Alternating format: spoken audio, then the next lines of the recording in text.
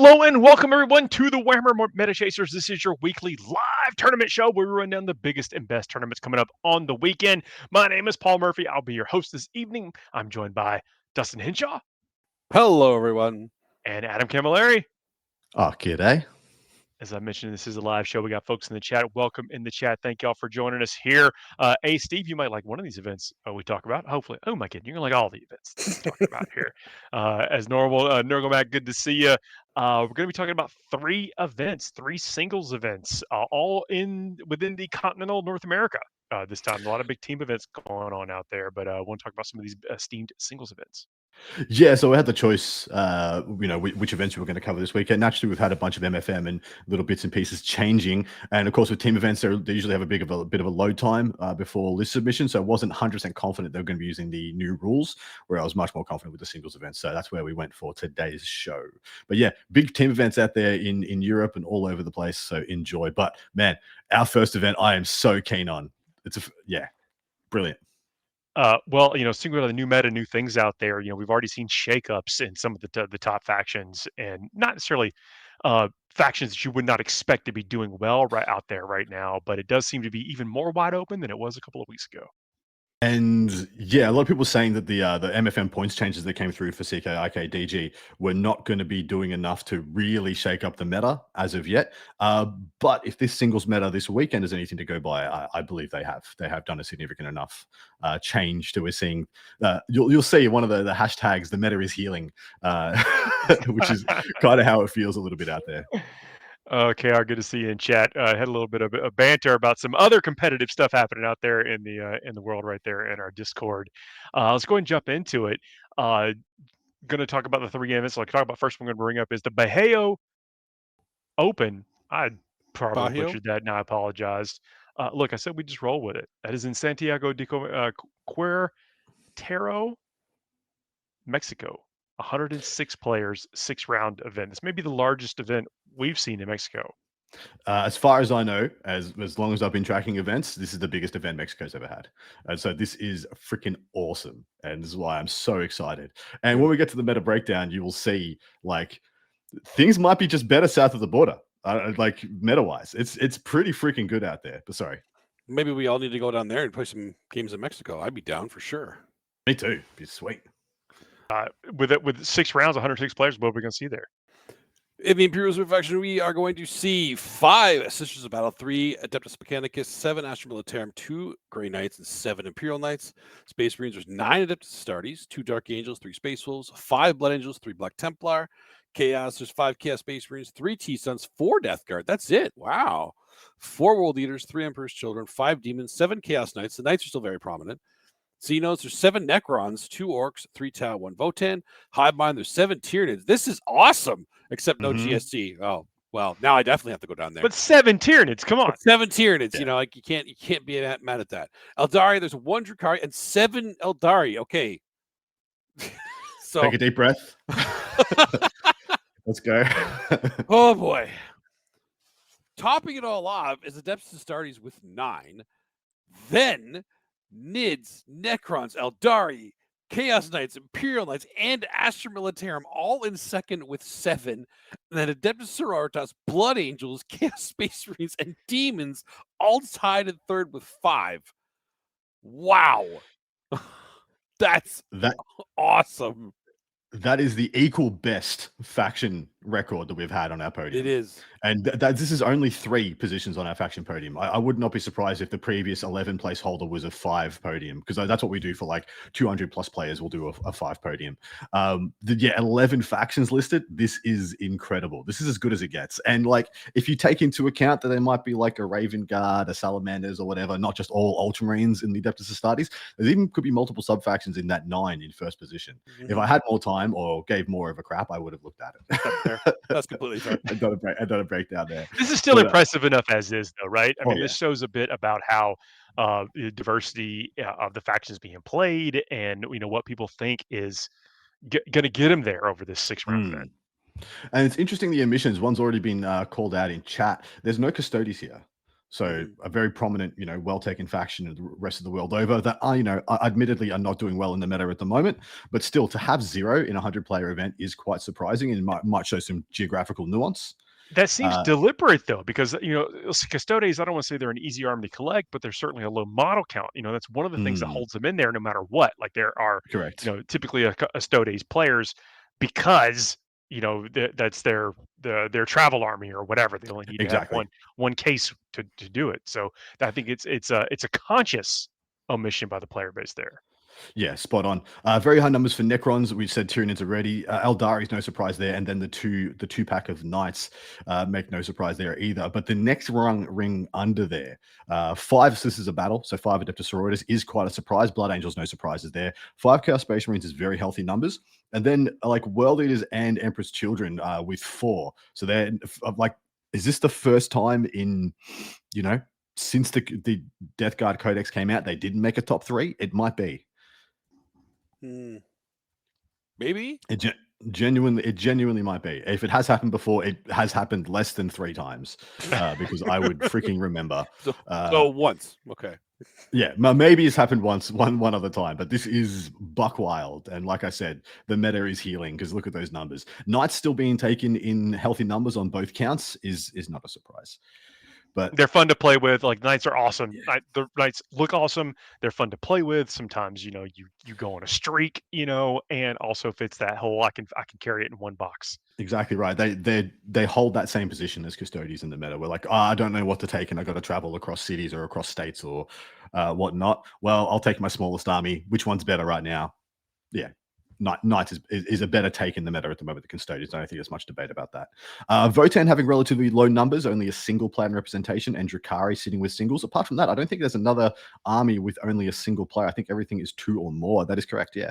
And naturally, yeah, no agents, but everything else is taken apart from Deathwatch, which isn't a surprise there. But jumping into one of the top players in attendance, this is the top ranked player in Mexico in the ITC, Xavier Barrera.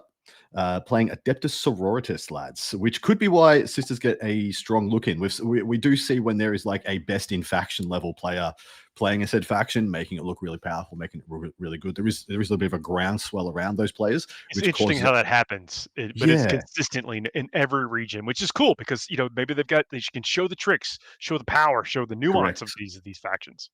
Well, you get your head kicked in enough, you're like, well, if I can't beat them, join them. So that also could also be a thing. But this is Halid Martis. This is the OG indexed attachment.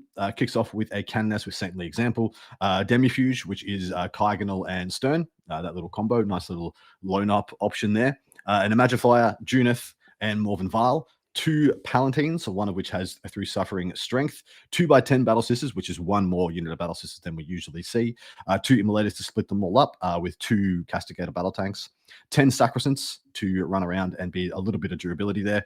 3 single Mortifiers is kind of the spicy take here by Xavier, but in addition to that, he also has 3 Paragons and 10 Novitiates, one of which obviously will get a Palatine, and the other one probably just rocks around and is a get back up on death cheap character.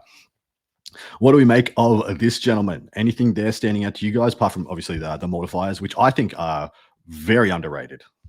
I think they're actually fantastic, especially this detachment, because of the way that you can manipulate combat. So they have to fight a Mortifier instead of 5 Battle Sisters that are 10 OC on the objective. Exactly it's right. A real pain to shift stuff off with close combat. Aren't they the 50mm bases or something too? Like they're on the larger bases, large round bases. Yep. Perfectly said. They are on a 50. They're movement 8, so they're really quite swifty, especially when you add in a Miracle Dice advance. Toughness 6 with a 4-up, 6-up, 5 wounds, and OC 2. The little OC 2 is quite cute as well, and they do pack a 5-up feel no pain. So those 5 wounds usually end up being 6 more often than not. And then they have 2+ fight on death. So, you direct the attacks into them, they die, and they fight anyway. And so it's really quite a nice little package. Yep, I really like that combo too. They're not that expensive for what they do, especially in this attachment. 70. Yeah, that's 70 points, which is the going rate for like things in that ilk, like the Castellan robots, the Talos, things that like, pack a bit of gun, pack a bit of combat. They usually sit around that 70 to 90-ish range. Yeah, and I mean, in pure Sisters fashion, they rock a flamer, don't they? So they even have a little Mortify flamers, or they can take heavy bolters. The Mortify Flamers, they're twin linked. They're twin linked. Oh yeah, they're taking flame. They're taking the flamer. Yeah, they don't get any AP on those, but they do get twin linked, which is pretty good horde clear. Which has been something that in the past I've found sisters struggle with, like when ACDC was rocking around. When ACDC was rocking around everywhere, because things like Repentia, things like Repentia and big units of Zephyrim used to be the thing that they'd horde clear with, and now Repentia are priced very aggressively, in somewhat out of the game. Things like Arco Flaggers as well can be really good, but Arcos are much better in the Champions of Faith detachment over the Hallowed Martyrs. One thing that is not surprising here, there's a core. We've seen Junith making a lot of lists, of course, more Revals in a lot of lists, and the Paragons, and that seems to be with the Adeptus Sororitas, you can create this like good solid 600 points or something in your list, and then you got a lot of tech to put in the rest, and that's what we're seeing here. Well, we talk about the killer and filler a lot, Paul, as in like here's my good units that are never going anywhere. Morvenval and the Paragons are like the ubiquitous one that goes in every detachment, every list. You never leave home without them. And then probably the Castigators are the things that kind of transpose, whether you go for the third one or you go for the second Immolator or sometimes even an Exorcist. But those seem to be like you want those 2 to 3 battle tank-esque models. And then you're absolutely right. They are some of the best filler in the game. Like you talk about the min squads, what they used to be running with the Arco Flagellants. Things like just Battle Sisters are extremely good when you get to split them up and have like 5 with good weapons and 5 just like I'm just going to run around sticky, and when you kill them, who cares? And then the Mortifiers here being added in, I quite like a lot. So this is quite a good list and should perform very well. I like it. I approve. It is Meta Chaser approved. We're going to pick us some winners. Who trusts me to roll the dice this time? If you are new here, we predict what factions are going to win this event. And who trusts you? We all trust you. And if you're not new here, you know that we don't trust you with the dice. So there's no point. Yeah. All right. So this dice is a boy taking a leak. I'm not sure where I got that from, but that's what we're rolling today. That's on the 6. It is. Are you sure? It's shaped like a 1. There's the 1. What? So there's the 6. Okay. All right. I'll angle this down so you can see my dice tray. So there's no consternation on Adam's. We can't totally read working. with the pit. We can't read it anyway. This doesn't solve anything. Who wants to call it, boys? All right. I'm going for the 6. Why not? You're going for the 6? All right, Paul. You get the 2, Dustin. I'll take the 1. Sure. It is, in fact, a 6. Yeah, see, we can't see it for so many reasons. I'm trying here. I'm trying. I'm doing my best. Look at that. I think you're like covering up all the other ones. You could like swapped it out with some like a hand. Well, I didn't. I could have pretended it was a 1. It looks like a 1 , but no, it's a 6. That's what I mean, right? You could have done anyone you wanted. Maybe you wanted Paul. I'm gonna go with Imperial Knights. Okay, for Paul. Dustin, what would you like? I have to go with the numbers. I'm gonna go with Astartes. Astartes. I'm gonna back our top place finisher here, so I'm gonna go Sororitas. Yep, makes sense. With 5 in the pool as well. It doesn't feel like a silly pick on the numbers either. No, definitely not. No, we've seen Adeptus Sororitas do really well too, especially played by someone who knows exactly what they're doing. Yeah. So well, you're exactly right. They're in that region at the moment where it's not a pick up and play army as it was with like Bringers of Flame. It's more like it's a very nuanced generalship based army that can outvalue a lot of others. And next event we're going to be talking about is the Smite Club Open in Phoenix, Arizona, an 89-player event. Also, we're going to compete over 6 rounds right here in the U.S. Dustin, what are we going to see there? In the Imperial faction, there are 1 Sister Battle, 2 Custodes, 4 Astra Militarum, 3 Grey Knights, 4 Imperial Knights, Space Marines, there's 4 Adeptus Astartes, 2 Dark Angels, 3 Space Wolves, 6 Blood Angels, 2 Black Templar, 2 Death Watch, Chaos, there's 3 Chaos Space Marines, 3 T-Suns, 4 Death Guard, 4 World Leaders, 6 Emperor's Children, 3 Demons, 3 Chaos Knights, Xenos, there's 3 Necrons, 3 Orcs, 7 Tau. Oh, we found the Tau players. Apparently, they're all in Phoenix, Arizona, and 2 Votan. Hive Mind, there's 2 Tyranids, and there's the Gene Stealer Cult player. And then Eldari, there's 7 Eldari, meaning the faction podium is Tau and Eldar, topping it off with 7. Emperor's Children and Blood Angels in second place with 6. Astra Militarum, Imperial Knights, Astartes, Death Guard, and World Leaders in third with 5. What the hell? They know how to party. Dude, This is yeah. amazing. 9 factions on our podium here, but not the ones you'd expect outside Eldari. Like outside Eldari, this is amazing. Death Guard did make this one, along with World Eaters, being, Barely. one of the and Imperial Knights being our kind of our regular perennials that we've seen in recent months, in addition to Eldari. But then they just joined first time. I think Empress Children's had a second place in our breakdowns. So it's going to be really interesting to see how they go. Maybe that's a counter. And with 6 players, so, Yeah, like good number. Well, if I had to, if I knew there was going to be, checks notes over 10% Eldari and Tau, Empress Children feels really good. That's good. true. Real good, man. You're just like, I'm just going to turn 1 stage, turn 2, touch your whole army. Not much you can do about it. It's pretty spicy. A little bit better into Tau than it is to Eldar. Some of the Eldari builds have enough shenanigans that they can reach out and touch you just the same, or they can and move away too when you least expect it to. Like they can maybe get a little extra distance. But if I had to pick something to smash a Tau-based meta, all Empress Children is like fairly close to the top of that list. So see how they go, and maybe the Tau players know this and have teched, accordingly. A lot more Devilfish, things of that ilk.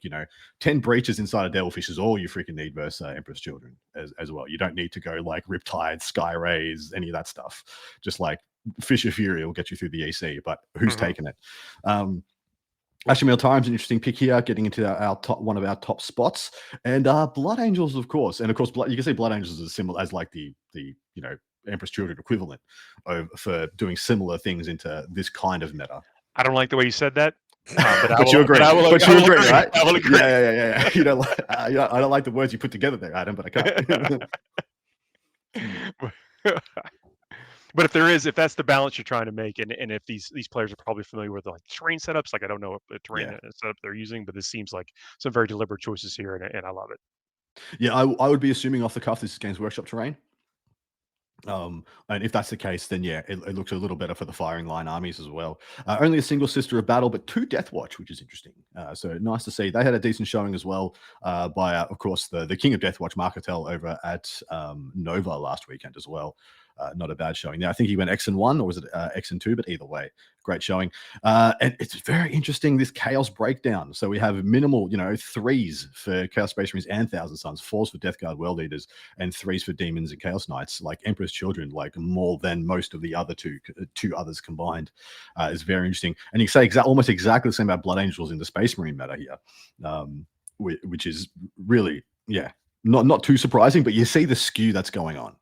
Yeah, you see the skews are existing in those top 2 positions, and then the down from there is a bit of a crapshoot.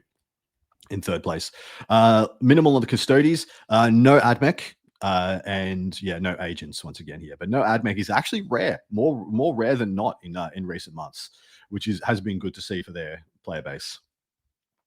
I'm not sitting here saying there's tons of people playing AdMech. I'm saying that people are consistently playing AdMech. So It's such a great looking army too. Like AdMech is, I think, just waiting for someone to come up with that like perfect, no fat competitive list that seems to do well in multiple regions, and then it's off to the races with them. Yeah, it's literally exactly right. It's waiting for somebody to stand up. I mean, in teams, they perform extremely well. Still, if you build the right package around them and use them appropriately, but in singles, we're waiting for that one absolute gun to stand up and say, "I've got it. I've got the silver bullet." What's the ratio for the Cognis Las Cannons? It does a lot of work out there right now. Spot on. All right, our top player in attendance. One of the top players in attendance. There was I think 1 or 2 players in attendance higher than this in the ITC rankings, but they weren't taking very interesting things. It was like just your bog standard Eldari and Knights and stuff. But this is Donovan Salio, ranked 15th in the ITC Southwest, with Grey Knights, playing the brand new Banishers detachment. Now, I'm going to quickly open up my codex to figure out what this one does, but the list is... Come on. Yeah, not recently. Not since the codex. I was Warpbane all the way for about 5 months at the start of this year, though. We have a Librarian with Pyasol, Castellan Crow, who, in my opinion, is one of the best characters in the game for what he offers to his faction. A single Grandmaster Dread Knight, 5 Strike Brains, 3 into 5 Interceptors, 10 Purifiers to go with Crow and just be your anti-world unit. Anti-everything. Anti-freaking everything. It says anti-infantry 2+, but no, it's a lie. It's anti-everything. And then a Calidus, a Calexis, and Canis freaking Rex. To me, it looks like a freaking custodies list when you break down like the units. It's like as tidy as a custodies list. Do you know the weapons combinations on the Grandmaster Dreadnought? Because they got some new options. They do. He did take the new gun. Yeah, that I seems believe like it's. Sorry, go. It's got shooty. It's got a cool combat attack, and it's got the Melta on it, which you cannot get in any other of the models here, or in their modes of the Dread Knight. The Banisher's detachment rule is you basically make a psychic check. Can take a leadership test that says pass select one of the following rules until the end of the phase. The unit has that rule. This is the challenged force. So melee weapons equipped by the models in this unit have the psychic ability, also have the sustain hits 1 ability. Right. Or melee weapons equipped by models in this unit that with the psychic ability have the lethal hits ability. So you got sustain hit ones or lethal hits. Yep. It's the pseudo pact. You don't get anything if you fail, but you don't take mortal wounds if you fail, like similar to CSM. And the one enhancement that's been taken by Soul is for the Grand model only. So it's on his Libby. At the start of shooting phase, the bearer can use this enhancement. If it does select one enemy unit within 24 and visible to the bearer, they suffer D3 mortal wounds. So a little bit of splash damage there to go along with the Librarian, who I rate the Librarian pretty highly. Comes with low knob 18. And now it's essentially a Lehman Ross battle tank. Instead of having the Vortex of Doom, which is just like you take mortal wounds like a Doom Bolt, essentially. Now it's like D6 plus 3 shots blast at 822. So he just like bang pops off a unit. So I'm really, really down with the Librarians in Grey Knights. I think they're exceptional. And he did take the Sublimator on his GMDK. I believe he still took the hammer. He's like hammer, side cannon, and sublimator, which is essentially the thermal cannon from a Armiger Warglaive. So it's like a 2-shot melter gun with great strength and melter 4. So I like that gun a lot. Bleed some stuff off folks with the Calidus, and then Canis is just that basically that focus fire. Like you'll never shoot at this Dread Knight because you always have Canis for the first couple turns to fire against, and maybe that's what they're hoping for. Yeah, it's also the anti-chaos detachment as well, because as the 1 CP, a Grey Knight Psychic unit in your shooting phase has anti-chaos 4+. Oh. So I mean, add that onto Crow, and all of a sudden Crow's unit is shooting Chaos Knights dead. That kind of stuff where you're usually strength 4 anti-infantry 2+, AP 2 shot is wounding on a 6. It's actually just wounding on a 4 with checks notes 30 something shots. Scary. On an objective, right? And re-rolling once to wound, and then full re-rolls if the model's on an objective. So he just kind of kills everything, and that's just the psychic guns. It could still have like side cannon, storm bolters, and everything else. So and it also has advance and charge, and that's why he's got the 3 units of 5 interceptors in here. So they will straight up just move 12, possibly up to 18, and then declare a charge. So that's one of the reasons I quite like this detachment. It's time to pick some winners. All right, Dustin, you're up first. Paul's going to be last as we rotate our way through. I'll take Death Guard this time around. Dustin. Death Guard's still very strong. Unimaginative, Dustin. Unimaginative. Yeah. No, it is. Somebody had to pick it. You know what? I'm going to go spicy. I'm going to pick the Fish Cows. Let's go Tau. I think they know something. I'm going to back them.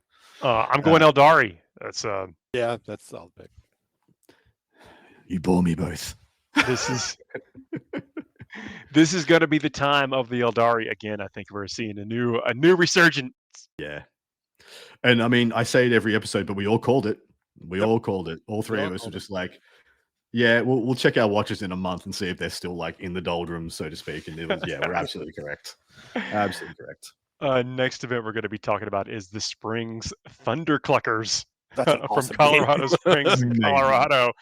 70 players over 5 rounds. That's actually, this has always been a really decent competitive area in that section of the world here. And straight up, you guys got on the show because of the name. If you guys had a less interesting name, I may have gone for another 70 player. Don't start that. We don't need a competition for that out there. Yes, we do. We do. Do it. Let's see how silly you can get out there. Mostly because Paul has to read it out. So that's the best part. It's like usernames and event names is what going to be the end of me. City names close. 70 players, That's where he round draws the line. event. Dustin, what are we going to see there? In the Imperial Super Faction, there are 2 Sisters of Battle, 1 Custode, 1 Admech, 2 Astra Militarum, 3 Imperial Knights, Space Marines, 5 Adeptus Astartes, 2 Dark Angels, 3 Space Wolves, 2 Blood Angels, 4 Black Templar, and 2 Death Watch. Chaos is 4 Chaos Space Marines, 2 T-Suns, 2 Death Guard, 3 World Eaters, 3 Emperor's Children, 2 Demons, and 3 Chaos Knights. Xenos, there's 6 Necrons, 3 Orcs, 2 Tau, 2 Votan. Hive Mind, there's 3 Tyranids, and 1 G-Star called again, just getting around to the other events. And then Eldari, there's 2 Drukhari and 4 Eldari, meaning the faction podium is Necrons topping this one off at 6. Astartes in second with 5, and then CSM and Black Templars in third with 4. Adam, stop moving the cursor around. I can't read some of these names. I'm so sorry. It's so distracting. It's he's messing around with the teleprompter. What do you think of this podium? It's our first episode, guys. It's fine. We're ticked into a new era. It is the era of starting over again. Yeah, I say first because it's our 101st. 100. See, it's actually accurate. Sorry, mate. Continue. That's it. I did the podium and everything. Necrons at the top, though, that is a little surprising. Now, granted, Necrons are great, and I think they're another one of those people have been, it seems like, slowly gravitating away from some of the original dynasties that were present in the first part of this edition, and trying to find that right mix. And maybe they've also awakened. Started off Awakened Dynasty, went into Canoptic Court, then Star Shatter, then back to Awakened, and now we've got a nice split between Awakened and Star Shatter. And there's been a sprinkling of others on the way, like obeisance and stuff like that have popped up here and there. But yeah, for the most part, and I believe what did I pull out for this one? Never mind. I was going to do I forgot I was going to do a faction breakdown on Necrons. You're leading up to it. Now we're all sad. Nah, be sad. It's fine. I forgot. Okay. Templars, freaking Templars starting to pop up. Crazy. That's awesome, though. All that energy that was in Space Wolves, in their gun and punch detachment, which was I take Iron Priests, and then I take battle tanks, and then I just take MSU power units, be that or a single 20-man with Ragnar, a couple of units of Terminators, stuff like that, and then like MSU Wolfen. That entire energy has been transposed into Templars, and Templars now do that probably about the same, if not slightly better, but slightly worse in some ways, because you can't get a good 20-man like you could with Ragnar and the Blood Claws. I mean, but my hot take. Yep. Is they don't need the oaths, so they can make up for it in all the other stuff, and their vehicles have meltas, multi-meltas. Yep. Everything just packs a little bit extra gas. Yeah. But yeah, the you take what you had your Iron Priest plus Predator Annihilator, and just replace that with Repulsor Executioner, and you've got essentially the same hard hitting long range package. Then instead of having things like Head Takers and Wolfen, just go straight and you're going into your Sword Brethren. Now they do, once they've maxed out those Sword Bros with the 3 into 5 or 1x10, 2x5, it is a little bit more sparse between that and the next good unit, melee unit, because Space Wolves have a bit more of a density there. They can go to the Thundercav, like I said, the Wolf and the Head Takers, or the Blood Claws. Once you go down from there's a big gap between Sword Bros and like the next best thing, but you do still have decent access to Blade Guard vets and things like that to patch those holes. And of course, take a couple of impulses. Like Paul said, your impulses have multi-melters, so they're just better impulses. And you got a great army, like 2 or 3 Repulsor Executioners, and then just MSU melee good stuff. It's just very powerful, and I would not be surprised if that starts taking off even more post this weekend and upcoming weeks. But I pulled out one list for our viewing pleasure. Why do you think that's the case? Why do you think that will pick up? Because I believe it's the next best well-rounded Marine build. And Marine players are all about their being well-roundedness. And yeah. As a Space Marine player, I'm the same. I want to be able to do everything. That's why I play Space Marines, because they're the army that has it all. And so when I think about the armies that have it all, I mean, we had essentially the same version of this in the Ultramarines, where they had the Ballistas and the Vindicators, then plus their Calgar Blob, which was a super melee unit, and or Gilliman plus some other bits and pieces if they wanted to. And then that went into Space Wolves, which was essentially a same build. You had your battle tanks and you had your good melee units, and then that's gone into Black Templar. So we're almost on this journey trajectory. I still think like Ultramarines, it's almost as good, if not just as good in some matchups as where we are right now. But I think people just get bored of the Ultramarines thing and just what they want to do the same thing but wearing black armor now. So cooler characters as well. You can't tell get more me Meltas. You can't tell me Chad Brecht and an Emperor's freaking champion is not cooler than Calgar. They are very cool. Hell yeah. All right. So we have a Necron faction breakdown. Is that or? No. Thanks for reminding me. Oh, you brought it up again. Now we're all sad again. Colin K, which is one of the top players in attendance, playing Adeptus Astartes Salamanders, boys. And we know Salamanders just got a little juice. Brand new Vulcan data sheet. In addition, I'm not sure if this is listed as a Firestorm Assault Force, so it's listed as just the regular Firestorm. But you could assume that it's just not updated in the app yet, and he's playing with the new Firestorm rules for Salamanders. Kicks off with the two special characters of access to Adrax, Akatone, and Vulcan. He has a Judica with Champion of Humanity, a Lieutenant with combo weapon, because you would never not take the Lieutenant with combo weapon. Some of the best points in the game. It's the best filler unit in the game, as far as I'm concerned. Like, it is literally the best. It is the S tier. A single Impulsor, 2 into 6 Blade Guard, 3 into 3 Eradicators. Love that. I love the Blade Guard, and the Eradicator seemed like a nice choice too in the meta. Yeah. Well, Blade Guard that have a 1 CP plus 1 to wound access in the Firestorm. Like, everything that they need is right there at your fingertips. 5 Infernus Marines to go with Vulcan and it has to go with the character. Yeah. 2 single Invader ATVs. Of course, they'll be packing multi-melters, so they lean further into the Firestorm and into Vulcan's auras and things like that. A Land Raider Redeemer, because let's go. A single Repulsor, Executioner, and 5 Scouts. So he's got his 3 fat battle tanks. He's got MSU anti-tank in the Eradicators and the ATVs. He's got his 2 countercharge hammer units in the Blade Guard, one of which likely gets Adrax, the other one gets the Judy. And yeah, I think this is good. I think this is quite good. In fact, I'm actually going to outthink myself and just double check Adrax can join Blade Guard. Those Scouts just enough up there to give you a little breathing room if you need it, with a little bit of luck. Get a little bit of breathing room. Yeah, between them and the Invader ATVs, I see them as your turn 1 plays. And then you're just like picking the turn you're going to force the Land Raider Redeemer down their throat. And the ATVs just have such a. They've got kind of. Yes, you can. Yeah. They're not taken very often, and so I think a lot of other players, a lot of opponents may kind of either disrespect them in some way. They either don't want to shoot them, or they feel you're going to get a lot of play out of them for utility wise. I think because of some of that, that fact. I had forgot this about Adrax as well. He gives reroll to wound to his unit. So you have 1 unit of Blade Guard with fights first, and you have 1 unit of Blade Guard with reroll to wound, and then either can have access to the +1 to wound as well. So they actually freaking slap, which is really good to see. I actually love the fact that there's just the 2 big Blade Guard bricks, and then the rest of it is like MSU of different profiles for different things. Like, this is built to fight anything. It actually feels like it's really well built to fight Death Guard. Yeah, so he's got 6 MSU units when you look at the 3 Eradicators, the Infernus Marines, the ATVs, and the Scouts. And then he's just got like we said, his killer.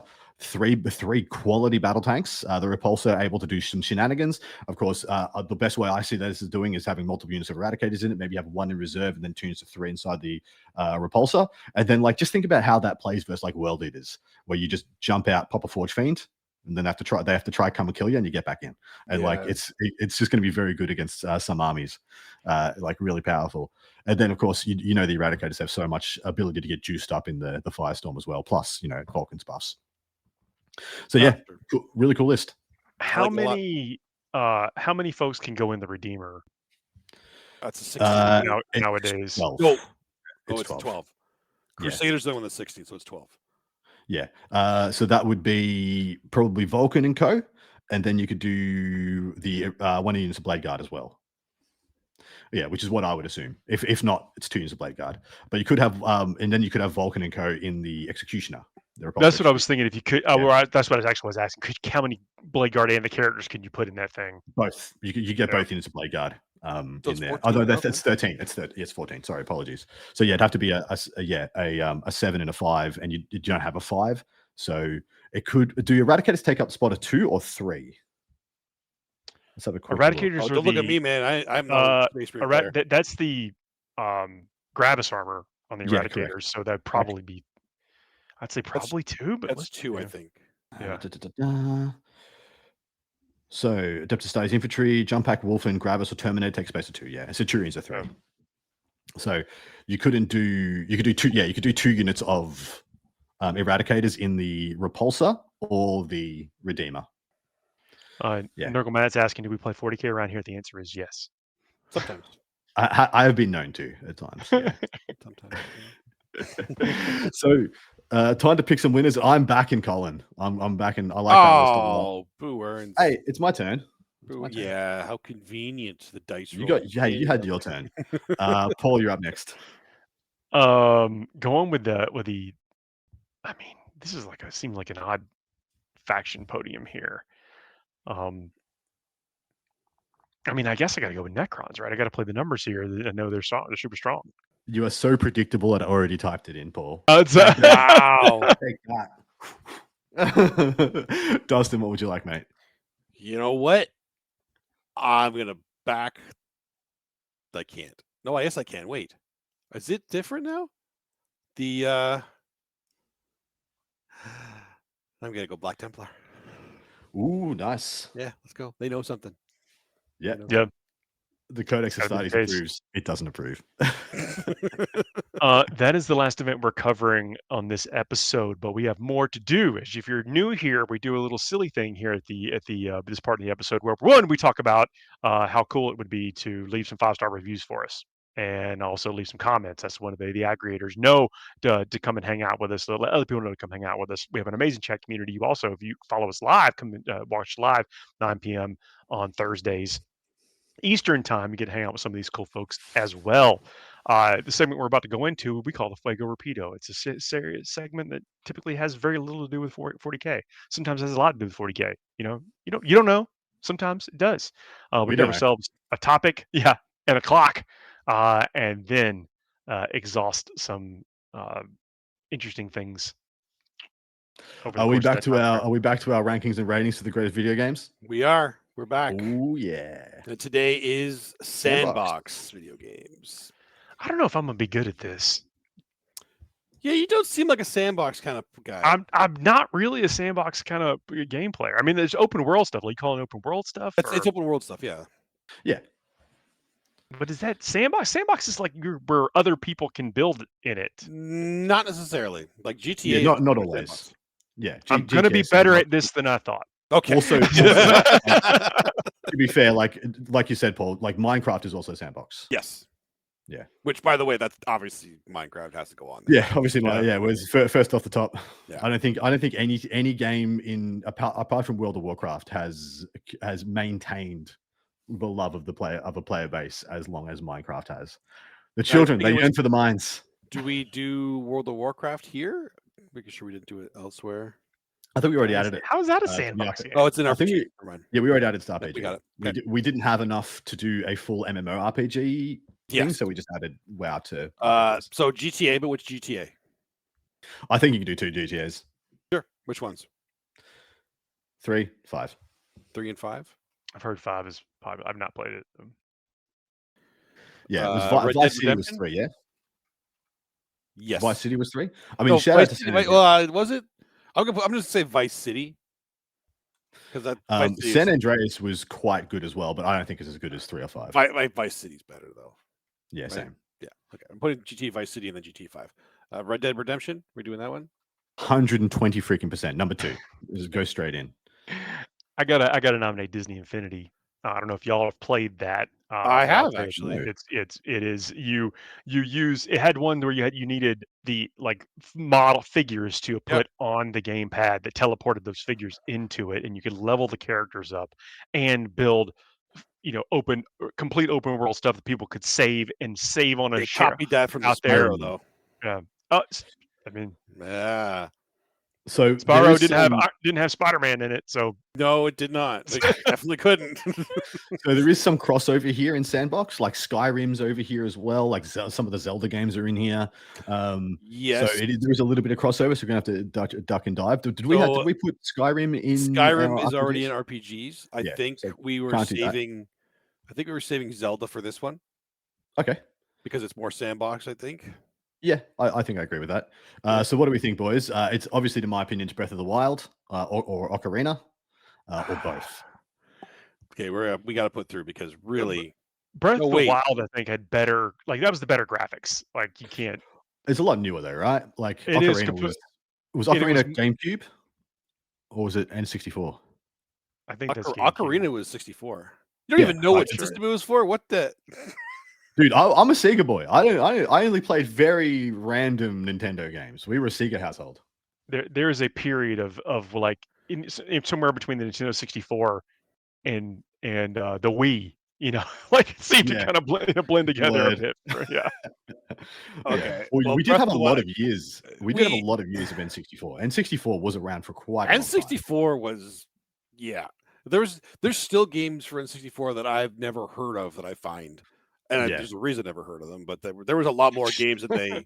So when the they went on licensing for. opened up, Nintendo Yeah. got a little more permissive. So Breath Yep. of the Wild, Ocarina of Time for sure.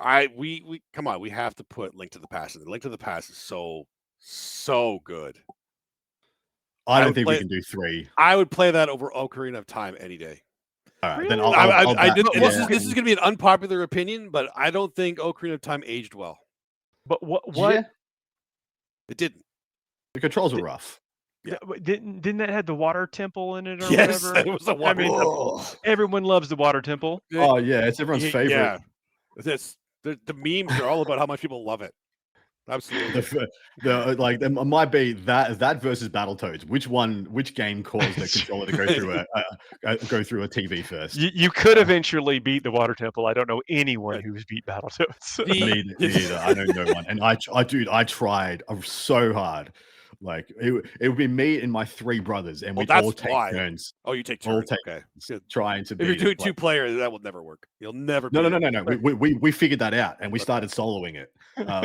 And we were just like, "Oh, you failed. Pass on to the next one." And we would do that for like a freaking weekend, man. And nope. That was a great weekend. It was a good weekend. It was a good time. No Man's Sky is one I throw out as a more recent addition. No Man's Sky after the update. Correct. I'll give it to you. No Man's Sky. Now, granted, that was a weird one because they were like, I also got excited. I also bought No Man's Sky on day of release. Yep. And then I'm playing it and I'm like, this is not what I was expecting. Yeah. And then the developers came out and they put out a statement like, we never told you it was going to be good. You decided it was going to be good. I'm like, hey, fair enough. I was like, that's true. It really pissed people off though when a game is so hyped, so well reviewed, and then on release like 60% complete. Yeah, cool. You're gonna lose some people. But the finished product, which is now where I think it is now, is extremely good. Yeah, we got you covered, Demek boy. GTA is in your toys. We got Vice City and GTA 5. There's some Metal Gear later in the. Is that Sandbox? I think later in it got that way, Metal right? Gear needs to be somewhere on this list. Let me make sure it's not already somewhere else. Didn't like Metal Gear, like you had to like unplug the controller and play. I don't know. It was like you stuff. put it in a player 2 slot to beat the one character that was like psychic. Yeah, Metal Gear definitely needs to go somewhere. If we put it here, that kind of makes sense because it's pretty open. I would say Snake Eater's the best one, which is 3. I'll trust you. Yeah. Did you ever play 3? I didn't. You need to play I was the one who sat next to the person who was playing Metal Gear. Oh, three is like it's like the prequel to everything, and it's so good, so good. 2 others I'll throw out: Sims. Yes, we have to put the Sims in here. Absolutely. Sims Sandbox 100%, and I throw out Stardew Valley as well. Stardew Valley is going to mention that because that was like one of the first like farm simulators or whatever that people. Yeah, correct. Yep, and it's popped off, still going strong. Really? So yeah. Yep. We got Red Dead 2, Debec. We got you covered. We're ahead of you, buddy. We got you. How many numbers on our list? We are at 1, 2, 3, 4, 5, 6, 7, 8, 9, 10, 11. We need 5 more. 5 more. There's like a lot of GTA ripoffs like Saints Row. Saints Row 3. Yeah, Saints Row 3. There's another one I'm forgetting. Subnautica, boys. Subnautica. I don't know what that is. It's a game that I've watched my nephew play, and he's really into. If we're struggling for a pick, I know the children doth enjoy. We got Roblox, actually, if that's not. I know we have Minecraft. Oh, yeah, actually. But Roblox is. Yeah. I'll put Roblox in there. A recent edition, which is in 2023, Starfield. It's quite good. Starfield? Which one was that? I'm trying to remember that one. No, not that one. I don't know what that one is. You Space Explorers. It's similar to No Man's Sky. Is it better than No Man's Sky? No, not now. Okay, there we go. On release, yeah, a lot of things are better than No Man's Sky. If you were talking about those, what about Eve Online? Because that's bang. Yeah. I think that has to be on there. Only, I mean, the magnitude of imagination, dollars, and time that. Dude. Have you heard of like I've gone down a wiki or a Reddit of the Eve Empires? Oh, it's insane. People who've given their whole lives to that game. Yeah. Yep. It's wild. I actually know a guy that was part of one of those. They had parties at one of their penthouses. They flew everybody down with the money he was making from Eve. Like insane. Wild. Insane. Like, I think that's cool. I just never got into it. I got into it to the point that I enjoyed just picking it up and kind of just mining stuff and getting in random fights, but I did not. Being a filthy casual. Being a filthy casual. I was absolutely filthy casual. Does Cyberpunk go in here? Yes, it does. Good catch. Chuck it in. It absolutely does. So another one which sits next to No Man's Sky, as in like on release, unplayability. Yeah, on release, unplayable, but then demonstrably insane hype. It was now it's pretty good. Even worse, like if you tried to play it, if you played it on the PS5, I understand it was fine. If you tried to play it on the PS4 before the updates, you were no. Yeah. So those are in fact those two games I feel might get knocked out early because of the hype destruction that was their launch. Right. It could happen, but you never know. We won't know until we get to the end. Yeah. Get to the heads-to-heads. I feel like there's like globally there's a Final Fantasy that should go in here somewhere. As well. Is there? We have Final Fantasies already, though. We do. I think we've actually got 2 Final Fantasies on. I think we have list. No, we have 2 because you guys axed the one I wanted to put into it. I remember that now. Actually, what about Mountain Blade? Did you ever play that? No. Okay, well, we can't do that one. Did any of you guys play Terraria? Oh yeah, absolutely. Yeah, that's a good one. Put that one goes in. Sure. All right. Terraria. Cool. We got our list. We have nice. Minecraft, GTA Vice City, GTA 5, Red Dead Redemption, Disney Infinity, Zelda Breath of the Wild, Zelda Ocarina of Time, No Man's Sky, Metal Gear Solid 3, Sims, Stardew Valley, Saints Row 3, Roblox, EVE Online, Cyberpunk, and Terraria. Nice. Good. I like this list. Assassin's Creed is a solid choice from chat too. Oh, is that going here? I think we put that in platformers. Yeah, same. I consider it more of a platformer, but also I didn't play the later ones. Like I haven't played any of the like the more as the different time period ones. It's not there actually. Am I crazy, or like I put that next to like Devil May Cry and God of War and stuff like that? Am I silly that they're not? You are not silly. Maybe that's the action adventure genre that we're looking at for that one. Okay, yeah, we haven't got to that one yet. So we still have action adventure, simulation, puzzle, first-person shooter, third-person shooter, turn-based strategy, and then racing/sports. Nice. It might be the case that shooter just becomes a genre, by the way, for first and third. If we can't fill up one, we just absorb it. But either way, I bet we can. That's Fuego. That's it. Look, that's our show this week. Please do not forget to like, share, and subscribe. If it's something you can do, we also have a Patreon, tier 2 and higher on the Patreon. I just did tier 2. You couldn't see it. But I held up 3 fingers. But it's tier 2 and above get access to a second show, a follow-up show where we look back at the events, look at what won, that we can discuss the top 10s, we see some highlight lists and that kind of stuff. We do that most weeks of the shows that we do this, try to catch up when we miss it. But every tier on the Patreon is awesome, but just want to point it out there. It is something we do, and if that's something you can do, there's one way to support the show. All the other hassle-free shows are hassle-free ways to support the show are amazing. Those comments, the likes, the 5-star reviews all add up to a great experience for us, the channel, and anybody else who may be looking for something that does something like we do over here. But that is our show this week. I've had a pleasure hanging out with y'all, Adam and Dustin. It's good to be back into the regular with this. Absolutely. No breaks. Let's go. No breaks, all gas. Chat, y'all been awesome. Thanks a lot. We'll see y'all next week. Have a great night, everybody. We'll see you Bye. then.